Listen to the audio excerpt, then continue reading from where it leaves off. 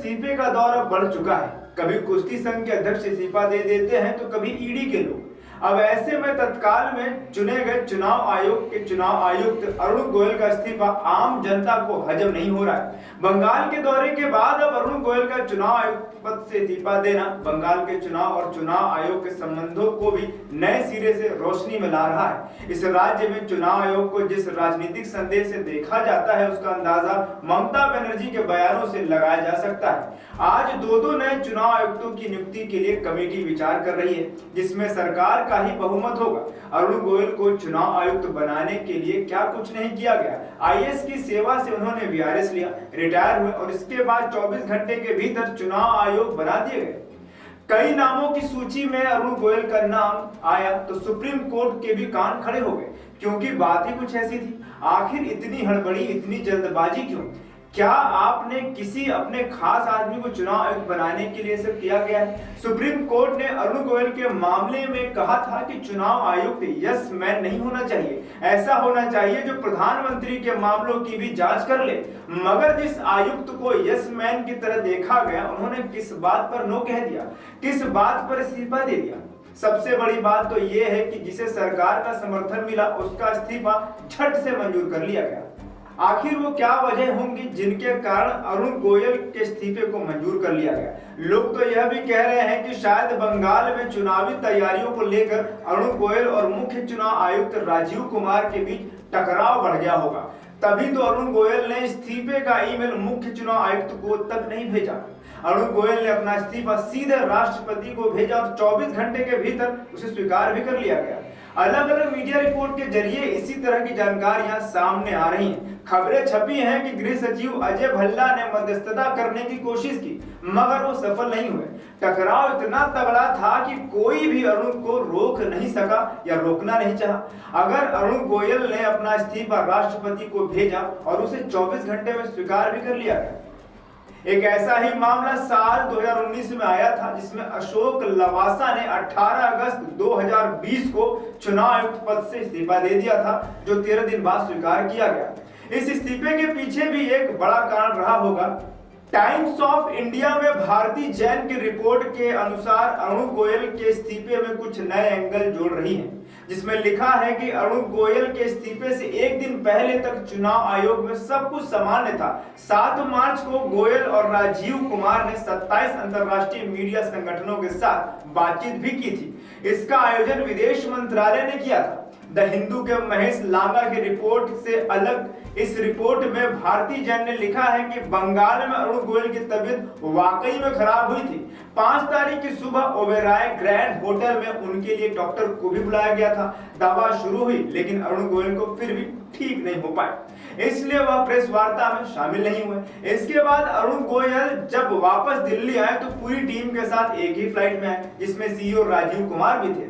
8 मार्च को गृह सचिव अजय भल्ला के साथ बैठक की थी, जिसमें तय होना था कि कहां और कैसे तैनाती होगी। उसी दिन अरुण गोयल ने अपना इस्तीफा राष्ट्रपति को भेज दिया। ये जानकारी महेश लांगा ने भी अपनी रिपोर्ट में लिखी है। दोनों की रिपोर्ट में इतना अंतर है कि भारती जैन कहती है कि अरुण गोयल की तबीयत खराब थी, डॉक्टर ने देखा था। महेश लांगा की रिपोर्ट कहती है अरुण गोयल फिट आदमी है, उनकी तबीयत ऐसी नहीं थी कि कोई भी पद से इस्तीफा दे दे। अब क्या सच है क्या झूठ है, ये तो ऊपर वाला ही जानता है। कोलकाता में जन गर्जना रैली के दौरान ममता बनर्जी ने इस्तीफा देने वाले अरुण गोयल को सलामी दी थी। शुरुआत में ही ममता बनर्जी ने कहा, सबसे पहले इस्तीफा देने वाले चुनाव आयुक्त को सलाम करना चाहती हूँ। आपको बता दें कि जब अरुण गोयल चुनाव आयुक्त बनाए गए तब चुनाव आयुक्त का पद 6 महीने से खाली था। इतने लंबे समय से चुनाव आयुक्त का पद खाली रहे, यह ठीक बात तो नहीं है। तो इस बात को लेकर सुप्रीम कोर्ट की संविधान पीठ के सामने सुनवाई चल रही थी, तभी अरुण गोयल की फटाफट नियुक्ति कर दी जाती है। यह वही अरुण गोयल हैं जिसके चयन को मिली चुनौती की सुनवाई के दौरान सुप्रीम कोर्ट ने कहा कि हमें ऐसे चुनाव आयुक्त चाहिए जो यस मैन ना बने, जो घुटनों पर रेंगे नहीं बल्कि जरूरत पड़े तो प्रधानमंत्री पर भी कार्रवाई करें। एडीआर ने उनकी नियुक्ति के खिलाफ याचिका दायर की थी और प्रशांत भूषण ही वकील थे। कहा कि जिस तरह से अरुण गोयल की नियुक्ति हुई है उससे चुनाव आयोग की स्वायत्तता और स्वतंत्रता प्रभावित हुई है। सुप्रीम कोर्ट ने भी हैरानी जताई कि उनके चयन में इतनी जल्दबाजी क्यों मचाई गई। कोर्ट ने सरकार से 24 घंटे के भीतर जानकारी मांगी कि बताइए यह सब कैसे हुआ। जस्टिस अनिरुद्ध बोस ने कहा कि चयन को लेकर कोई नियम नहीं है, लेकिन हम देखना चाहते हैं कि क्या आपकी प्रक्रिया से ऐसे व्यक्ति का चुनाव हो सकता है जो स्वतंत्र हो। सरकार का यह तर्क था कि 4 अफसरों के बैच में वे सबसे युवा हैं, इसलिए उनका चयन ठीक रहेगा ताकि पदभार भी आगे संभाल सके। अब अरुण गोयल का इस्तीफा मंजूर हो चुका है, तो अब नए कानून के अनुसार प्रधानमंत्री 2 चुनाव आयुक्तों की नियुक्ति कर सकते हैं। अधीर रंजन चौधरी के अनुसार ज्ञानेश कुमार और बलविंदर संधू चुनाव आयुक्त बनेंगे। चुनाव आयुक्त की नियुक्ति की बैठक खत्म होने के बाद मीडिया के सामने आए थे अधीर रंजन। उन्होंने सरकार पर चुनाव आयुक्त को लेकर के कुछ गंभीर बातें भी कही हैं। इस वीडियो के माध्यम से आप उसे देख सकते हैं। दूसरा मंत्री अमित शाह जी, प्रधानमंत्री अमित शाह जी, मैं और जो search committee law minister Arjun Meghwal की अगुवाई में हुई थी।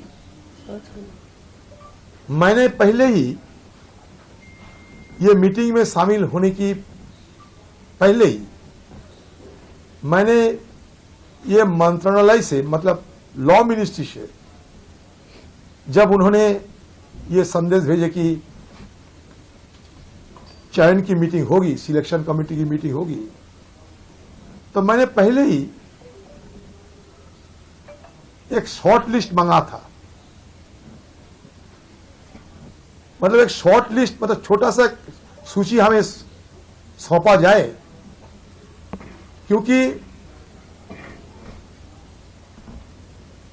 ये चयन की पहले शॉर्ट लिस्ट बनते हैं।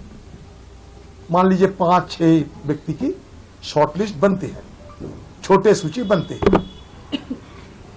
तो मैंने मीटिंग में शामिल होने की पहले ही, अर्थात मतलब यहां दिल्ली में पहुंचते ही अगर ये मिल जाते तो हमें जांच पड़ताल करना, और ये जो सिलेक्शन कमेटी में जिसको नाम लाया जा रहे हैं, शॉर्ट लिस्ट अगर होते तो शॉर्ट लिस्ट के बदौलत सारे व्यक्तियों को, सारे जो प्रत्याशियों हैं, इनके बारे में मुझे बारीकी से जानकारी होती।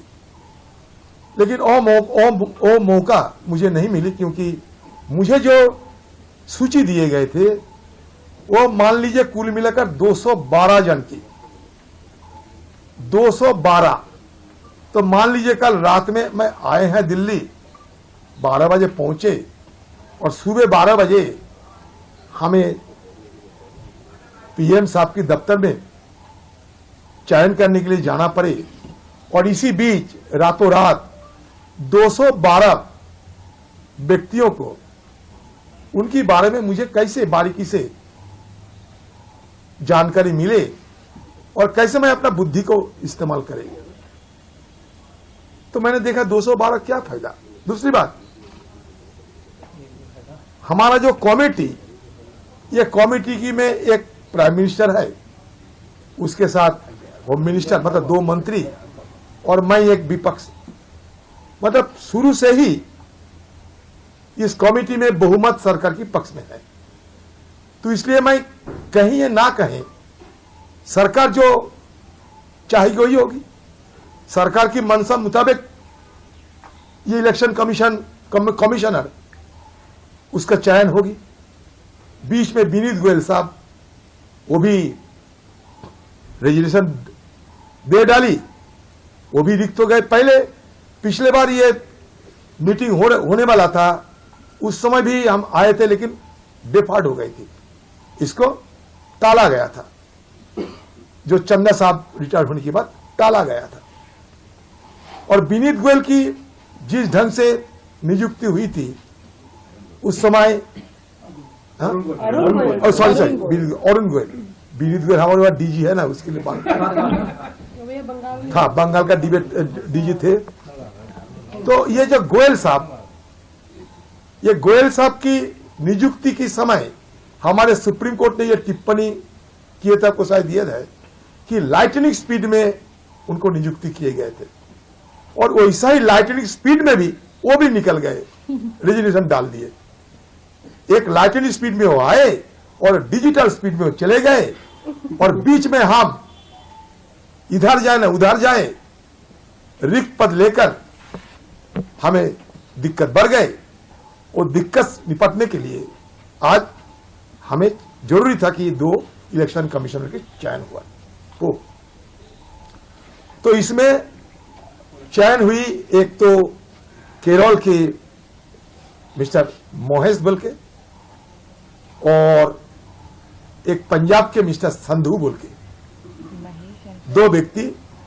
पूरा नाम बता दें। पूरा नाम बताते हैं। एक तो बलविंदर संधू होगा, मतलब टाइटल संधू है यार, गणेश, हाँ बलविंदर संधू है, और एक केरल के मिस्टर गणेश कुमार, ओके। एक गणेश कुमार है जो गणेश जय बाबा गणेश कुमार, अच्छा केरल के है वो, ज्ञानेश कुमार, मतलब यूपी के डोमिसाइल है लेकिन केरल की ऑफिसर है। और एक है मतलब बी संधू। तो मैंने ये कहा कि देखिए, माय भारत में हमारे साथ बने रहने के लिए धन्यवाद। देश का सबसे बड़ा राज्य उत्तर प्रदेश,